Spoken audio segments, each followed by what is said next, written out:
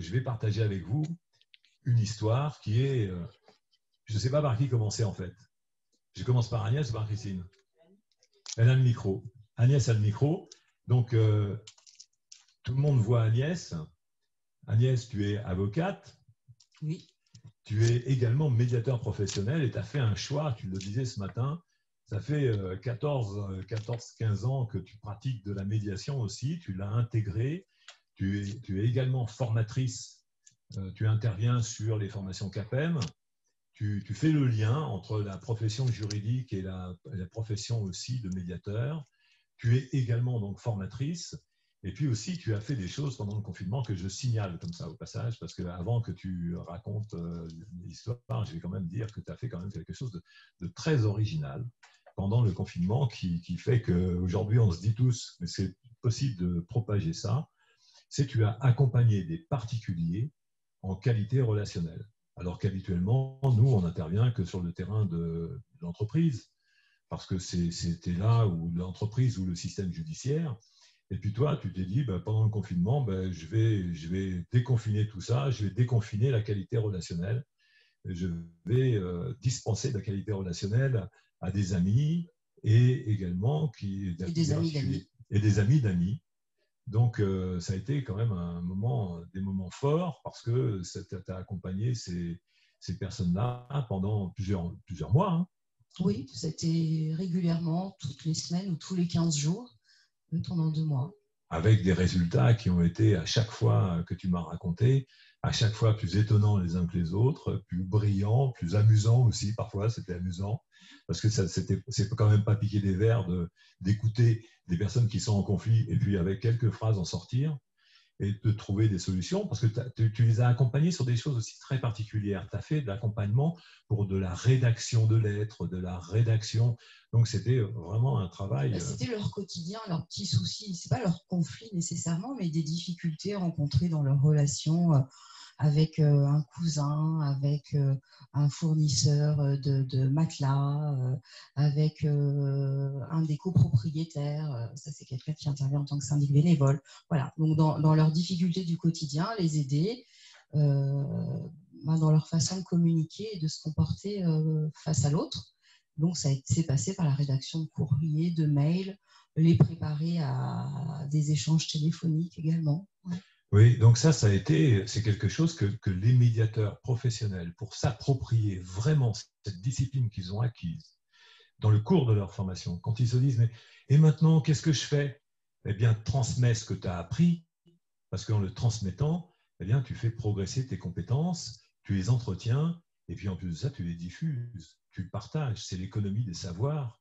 C'est-à-dire que l'économie des savoirs, c'est on promeut tout ce qu'il y a de mieux chez l'humain et toutes ces recherches de création, de qualité relationnelle.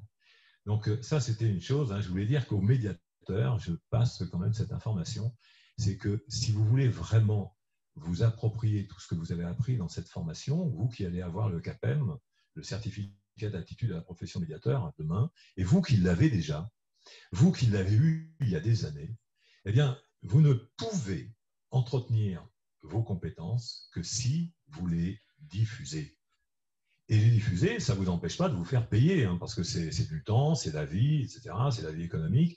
Donc, ça se facture, ou ça peut se faire bénévolement. Mais n'hésitez pas à le faire. Partagez. C'est ce que nous faisons. Nous partageons. Alors, il y a des gens qui sont un petit peu heurtés parce qu'il y a des positions qui peuvent leur gratter les oreilles. Mais si vous avez des neurones du fond qui sont en difficulté pour pouvoir réfléchir, eh bien, entraînez-vous, parce que c'est l'occasion de réfléchir là. Faites-vous gratter les neurones du fond, ça vous changera d'habitude de penser. Et ça fait du bien de se faire gratter les neurones du fond. Alors, Agnès, elle l'a fait. Elle a gratté les neurones du fond de certaines personnes, et puis ça a été assez étonnant, parce que tu peux nous raconter la petite histoire d'une médiation que tu as faite tout récemment. La dernière médiation, effectivement, en matière familiale, histoire classique d'un couple qui se sépare à l'initiative de madame. Le gros point d'achoppement, c'était en termes financiers, puisque le domicile conjugal est un bien commun, et monsieur voulait le conserver, madame était d'accord pour partir, mais donc il fallait bien lui régler la moitié, hein, lui régler sa quote-part, sauf que monsieur, financièrement, il ne pouvait pas tenir ce projet-là, les banques ne suivaient pas, il n'a pas suffisamment de ressources. Donc, il lui a proposé un montant bien en deçà de ce qu'elle souhaitait. Et dans un premier temps, sa position, c'était de dire, si moi, je n'ai pas la totalité de la moitié de la valeur de la maison, j'accepte à la seule condition que mes enfants deviennent propriétaires de cette partie de la maison qui, du coup, ne m'est pas payée. Et lui, monsieur refusait parce qu'il se trouvait, il disait, si je veux vendre, je vais être bloqué. Il va se sentir bloqué. Voilà, je suis plus seul propriétaire chez moi, donc ça ne me va pas.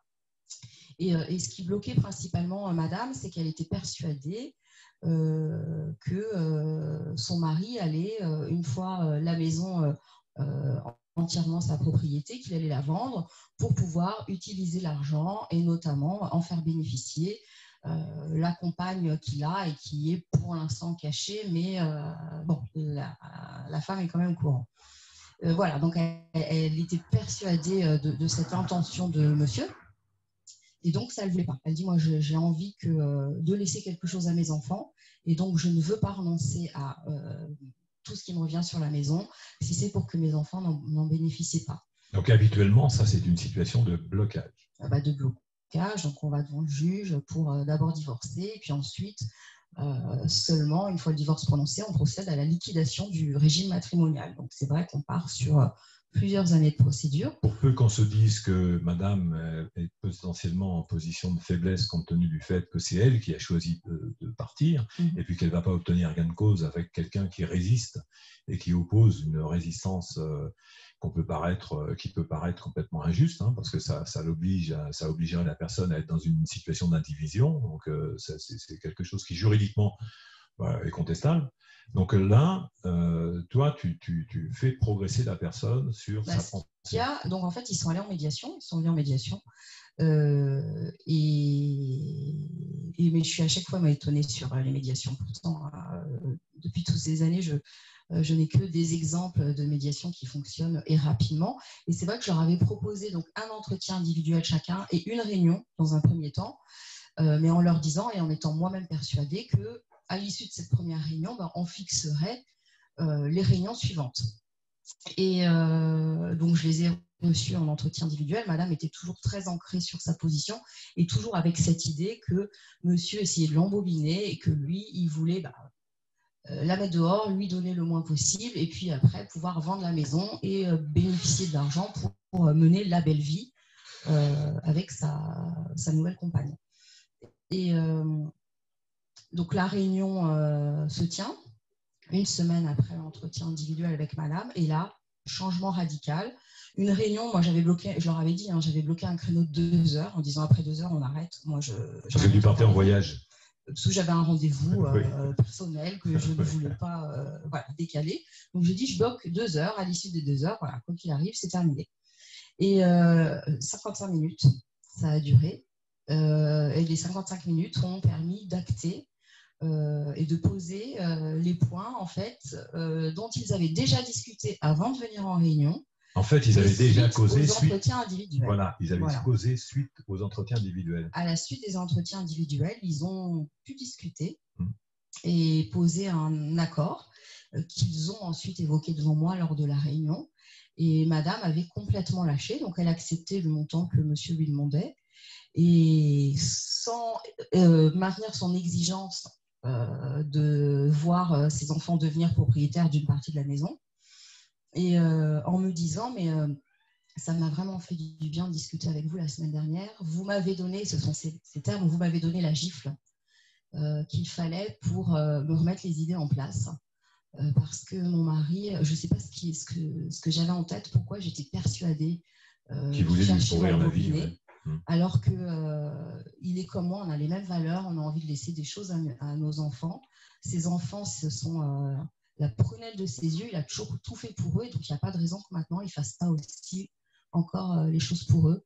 Donc, je n'ai pas de raison de ne pas lui faire confiance, au contraire. Donc, tu as rétabli la relation de confiance, tu leur as permis de discuter entre eux, parce que en fait, ces deux entretiens sont hyper structurés, qui les amènent à s'approprier un référentiel de qualité relationnelle et de pouvoir se l'appliquer. Et ça peut être un peu désespérant pour un médiateur, parce qu'en fait, tu as le client moins longtemps. Ah, oui, c'est sûr. Mais tant mieux. C'est que c'est efficace. Oui, mais bon, c'est sur le plan de l'économie financière, c'est pas terrible. Ça dépend comment on facture. C'est vrai que moi, je dis toujours en formation, je ne suis pas pour le taux horaire, sauf si vous avez un taux horaire élevé. Donc, c'est la question, c'est entre la gestion d'un conflit et la résolution d'un conflit. Donc, tu as apporté aux personnes, et c'est aussi satisfaisant, parce que en fait, c'est aussi récurrent. Ah oui, et puis de voir que ça a duré. J'ai eu un entretien individuel le vendredi, le deuxième entretien individuel le lundi, et la réunion vendredi d'après. Alors, c'est bien 3h55. 3 heures, oui, même pas, parce que lui, ça avait duré, même pas, 3h30, je pense. 3h30. Ouais. En 3h30, conflit résolu. Oui. Bon, mais bon, sur le plan de la gestion, quand même, je te rappelle que ça ne fait pas rentrer des picaillons, ça. Hein. Non, c'est pour ça que je ne parle pas de gestion, mais bien de résolution. Oui. Donc, c'est bien la différence. Et que ça les allège. Ça allège les personnes par rapport à une gestion, effectivement. Et sur le plan de la mission sociétale d'une profession de médiateur, c'est beaucoup plus satisfaisant. Voir des personnes, sur son visage, ça se lisait. Entre les deux vendredis, c'était plus la même personne physiquement. Ouais. Avec en entretien individuel, elle pleurait, j'avais sorti les mouchoirs, elle n'était pas bien. La semaine d'après, elle avait les traits tout lissés, elle était souriante, elle était confiante. Donc c'est ça en fait, ça fait passer de la confiance, ça retire quelque chose qui parasite beaucoup la tête des gens, c'est prêter des prêts d'intention. Ils ont dit en fait, on se faisait des films, mais c'était ça, c'est des prêts d'intention. Ouais, c'est-à-dire c'est des pensées qui aussi, comme je l'évoquais ce matin, c'est pour ça que j'ai dit, mais c'est quelque chose qui est fondateur, parce qu'on le fait dans nos professions, dans notre activité, on travaille sur les pensées qui limitent les gens. Mais là, je l'ai fait avec plus de précision, hein, en prenant ça au scalpel.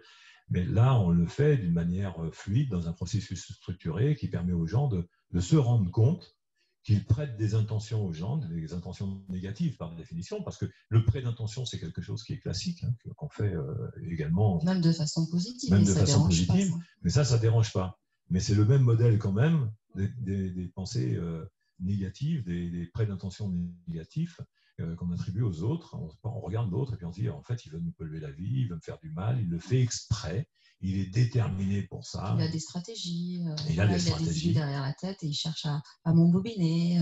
Voilà. Alors que l'autre, il ne sait pas faire autrement que ce qu'il fait et qu'il se débrouille comme il peut, très souvent. Hein, c'est l'incompétence, la maladresse, beaucoup de confusion aussi. Donc, c'est ça qui fait la difficulté. Merci pour cette anecdote. Merci pour cette situation.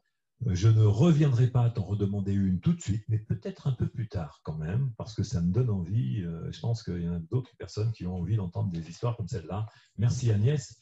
Donc là, je me tourne maintenant vers Christine, dans la même foulée. Tu sais, comme si j'étais en train de courir, comme ça. Je me dis, ah, mais voilà, Christine aussi. Christine, elle a des histoires. Mais alors, des tas d'histoires aussi. Agnès en avait plein, donc il a fallu en choisir une. Donc, tu en as choisi une aussi. Une situation où vraiment, là, tu mets directement en cause un modèle de pensée qui est directement, de manière permanente, enseigné dans nombre de formations en développement personnel et qui est utilisé d'une manière incroyable dans des modes de médiation traditionnels. Et là, tu as mis les personnes, tu les as confrontées au côté absurde de ce mécanisme pour les faire changer d'idée. Alors, vas-y, parce que c'est le modèle de Stephen Karpman qui va être directement sur la sellette. Écoutez bien.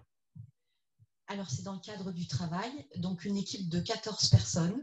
Donc déjà, il y a le nombre qui complique la tâche. Dans ces 14 personnes, et donc cette médiation, je l'ai faite sur les 15 derniers jours là. Donc le résultat est tout frais.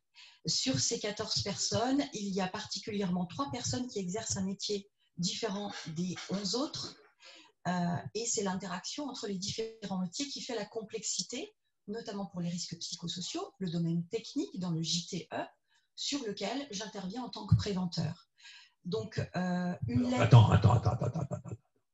Quand tu dis le JTE, tu évoques tout de suite un modèle, parce qu'il y a les personnes qui suivent la formation et puis il y a les personnes qui ne connaissent pas le truc.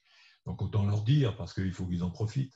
JTE, c'est-à-dire qu'on a une identification de ce que c'est qu'une relation. En bref, Il y a 3 composantes dans toute relation aujourd'hui dans le modèle du contrat social. Il y a l'élément, l'invariant juridique, l'invariant technique et l'invariant émotionnel. C'est-à-dire que toutes les relations ont ces 3 invariants. Alors, ce n'est pas facile pour ceux qui amorcent le truc. Pour ceux qui ont suivi la formation, c'est plus clair. Mais je voulais vous dire que dans toutes les relations, il y a ces 3 invariants.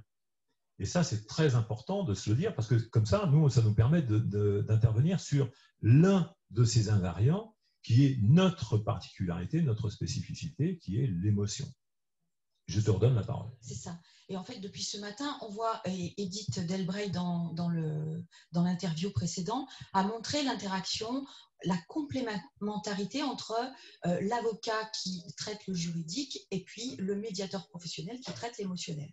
Moi, dans mon cadre de métier, j'interviens sur le domaine technique. Alors, tu es médiateur interne. Hein. Je suis médiateur interne d'une collectivité, donc de 2400 agents titulaires et 300 contractuels, donc 2700 personnes.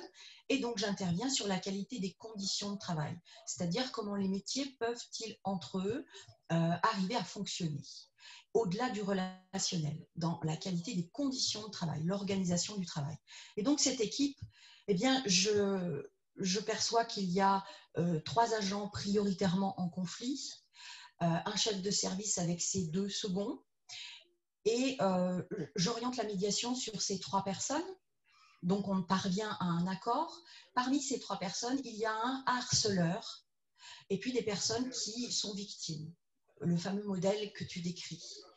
Et donc, c'est le modèle de Stephen Karpman qui a eu son succès et qui a toujours son succès dans le modèle RPS où on dit exactement. Il y a la un pauvre persécuteur victime avec le vilain persécuteur, voilà. Et ce sont les mots. Et puis un éventuel sauveur. Exactement. Est-ce que ça serait le médiateur? Oh, ça serait tellement beau. C'est ça. Donc, du coup, j'ai fait cette médiation avec ces 3 personnes où, dans la médiation, eh bien, les personnes, les protagonistes, ne voient pas les outils que le médiateur utilise. Et j'ai réuni, à l'issue de cette médiation, l'ensemble des autres agents pour leur donner justement la lisibilité de ces outils. Et en mettant à profit ce qui dégrade la relation, les fameux pics, les prêts d'intention, les interprétations jugeantes et les contraintes, et puis ce qui restaure la relation, avec le fondement de la qualité relationnelle et du courant rationnel, c'est le R au cube. La reconnaissance. La reconnaissance de ces 3 éléments, la légitimité du point de vue, la bonne intention vis-à-vis de soi-même et puis la maladresse. Et donc, je décline ce R au cube avec ce fameux persécuteur. Combien de pourcentage aurait-il de responsabilité, puisque j'ai décrit la situation? Donc, tu engages un processus de réflexion. C'est ça. Tu as choisi étape par étape pour pouvoir faire réfléchir les gens sur leur représentation des choses. Exactement. Donc, tu as choisi de ne pas leur donner tort. C'est ça. C'était reconnaître la légitimité de leur point de vue compte tenu de l'état de leur connaissance. Exactement. Donc, tu as fait noter le fonctionnement de leur modèle de pensée. Voilà, leur fonctionnement habituel par rapport à la situation que je vous décris. Combien donneriez-vous de pourcentage de responsabilité à ce harceleur qui juridiquement serait puni et qui d'ailleurs a une sanction disciplinaire, et puis cette victime qui subit, la pauvre victime qui subit. Et donc, ça va de 80-20 à, pour les plus audacieux, 50-50. Et je leur explique que dans le courant rationnel, avec ce fameux R au cube, eh bien c'est 100%, 100%. 100% de responsabilité. De responsabilité, autant pour la victime que pour le persécuteur. Comment on peut dire qu'une personne qui se déclare victime, parce que quand même, c'est ce qu'il faut dire, c'est une personne qui se perçoit, qui se vit, et puis même peut-être qui est vue, comme dans des relations humaines. Et qui se dit, qui s'affirme. Confirmé par son psychologue. Voilà, en plus de ça, par un professionnel, de quelque chose. Qui l'a enfermée dans cette dynamique-là, qui l'a plaint, et elle avait besoin d'être reconnue en tant que victime. Mais du coup, je leur donne... Donc, elle avait une pensée qu'elle était victime, et il y a quelqu'un qui lui donne raison. C'est ça. On en revient à ce que je disais ce matin. Il y a qui vous donne raison dans votre plainte, qui vous donne raison dans votre empêchement, qui vous donne raison dans votre limite. Et bien là, c'est un professionnel, c'est une autorité qui vient et puis qui dit, en fait, ah ben oui, ben vous êtes victime. C'est ça. Et donc, ça fait grandir quand même la victime en soi. Et oui, exactement. Et elle rayonne en soi, la victime. Donc, je leur montre une autre manière de penser et je leur dis que la supériorité du courant rationnel, eh bien, c'est de permettre à chaque personne, qu'il soit harceleur ou victime, eh bien, de sortir de son fonctionnement habituel. Et comment on peut l'expliquer? Eh bien, pour la personne qui harcèle, pour le harceleur, en quoi est-il légitime de son point de vue? Eh bien, il a envie de parvenir à des objectifs de travail et pour cela, il va mettre une pression sur la personne pour obtenir ses objectifs de travail.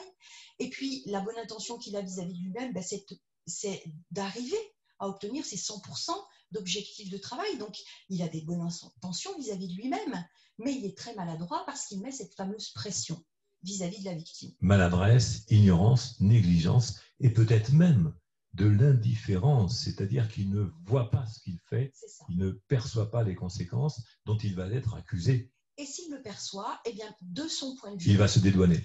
De son point de vue, c'est l'objectif de travail qu'on lui a fixé et que de toute façon, il ne peut pas faire autrement que de répondre à ses objectifs. Donc là, tu mets en place le fait de faire réfléchir sur la reconnaissance de celui qui est identifié comme étant un harceleur. Exactement. De celui qui est considéré comme étant un persécuteur. Exactement. Donc, il faut reconnaître qu'il est ignorant, qu'il est maladroit, qu'il est bien intentionné par rapport à lui-même, qu'il a toujours de bonnes explications et qu'il se sent légitime. Alors bon, c'est un peu plus complexe que ça, mais on va déjà s'arrêter sur ces aspects-là de la reconnaissance, parce qu'il faut appliquer ça aussi à l'autre. Et justement, parce que ça commence à chauffer dans la salle. Oui. Il y a 14 personnes. Parce que ça commence à contester, là. Voilà, exactement. Et donc, je me place du point de vue de la victime, selon le courant rationnel. Quelle est la légitimité de son point de vue? De son point de vue, elle doit répondre aux exigences de son supérieur hiérarchique. Et donc, de ce point de vue-là, elle est au clair avec elle-même. La bonne intention qu'elle a vis-à-vis d'elle-même, c'est d'avoir la paix, parce que justement, il lui met la pression. Et du coup, plus elle va dire oui, de son point de vue, moins il va lui mettre cette pression. Et elle va pouvoir penser être tranquille. Mais elle est très maladroite en quoi? En ce sens que... elle ne sait pas s'affirmer.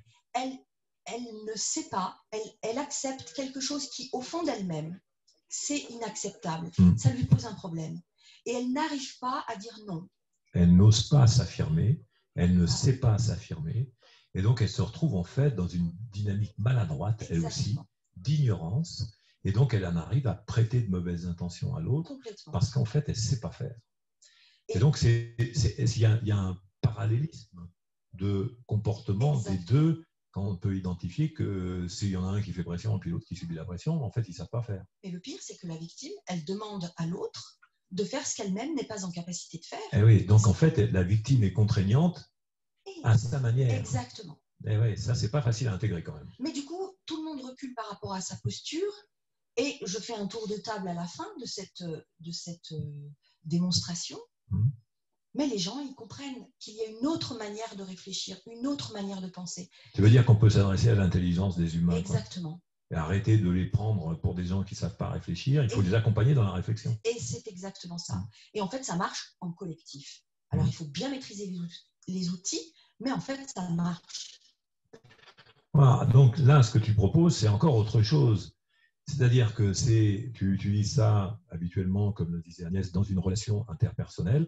On a vu aussi qu'on pouvait l'utiliser dans les relations personnelles par rapport à soi, mais on peut l'utiliser aussi comme une approche pédagogique plus large avec une intervention de médiateur, mais le médiateur professionnel pédagogue qui va dispenser une information sur les structures de pensée, la manière de réfléchir, la manière d'être en action, en interaction. Et donc, le résultat, ça a été? Eh bien, je vais suivre cette équipe, mais l'équipe revoit sa posture. Et les deux groupes de départ, les pour et les contre, eh bien... parce qu'il y avait des clans qui s'étaient faits. Deux groupes. Oui. Deux groupes autour de cette dynamique-là. De quoi polluer la ville du service. Le service était paralysé. Oui. Et du coup, le tour de table, chacun dit, je vais revoir ma posture, je vais revoir ma manière de penser. Merci beaucoup de cette nouvelle approche. C'est pour moi 100% de réussite. Il y a moins d'arrêt maladie. Il y a une ressource interne qu'ils savent qu'ils peuvent contacter. Et du coup, c'est vraiment très porteur. Très porteur. Alors, je vais me permettre une synthèse. Tu me diras si je me trompe sur cette synthèse. C'est qu'il y a un modèle d'autorité qui est présenté comme étant quelque chose qui est de l'observation du comportement humain, qui est très très facile à voir, à percevoir. Moi, ça me fait penser on met un bâton dans un verre d'eau, et puis tout le monde peut voir que le bâton est cassé. Hein. Tout le monde peut le voir. Et puis quand on sort le bâton, il n'est pas cassé. Bon, on remet le bâton dans l'eau, on se dit, il va être cassé celui-là ou quoi. Mais tout le monde peut le voir qu'il est cassé. Mais c'est une illusion d'optique. C'est ça. Et là, c'est une illusion intellectuelle. C'est-à-dire qu'en fait, quand on regarde des comportements entre des personnes, il y a un persécuteur et puis il y a une victime. Et puis après, on introduit le sauveur, etc. On fait une tambouille avec ça. Mais en fait, si on regarde mieux, ce sont deux personnes qui ne savent pas faire autrement, deux personnes qui ont des ignorances, des maladresses, puis qui ont des confusions de différentes sortes, et donc qui sont amenées à avoir des comportements inacceptables l'une vis-à-vis de l'autre. Et comme elles ont des comportements inacceptables l'une vis-à-vis de l'autre, eh bien, on est sûr que c'est comme ça qu'elles se comportent. Mais c'est une illusion intellectuelle. Oui. Et tu les as sorties de cette illusion intellectuelle en les faisant réfléchir. C'est-à-dire par rapport à mon verre d'eau, quand je trempe le bâton dans l'eau et que je le sors, seule ma raison peut me dire qu'il n'est pas cassé. C'est ça. Eh bien, là, c'est seule ma raison peut m'expliquer que j'ai affaire à deux personnes qui sont ou un ensemble de personnes qui sont dans des situations d'incompétence, de maladresse, d'ignorance, et qu'en les aidant à sortir de là, eh bien, elles vont pouvoir utiliser leur raison. Oui, donc c'est bien ça un apprentissage de l'utilisation de la raison. Je te remercie, Christine. Il paraît que j'ai fait un peu plus long avec vous, mais c'était vraiment du délice. Je vous remercie de vos témoignages et je ne manquerai pas de revenir. Si ça vous a plu, dites-le et on continuera. Alors maintenant, je repasse la parole à l'autre salon et nous disparaissons avec une transition extraordinaire.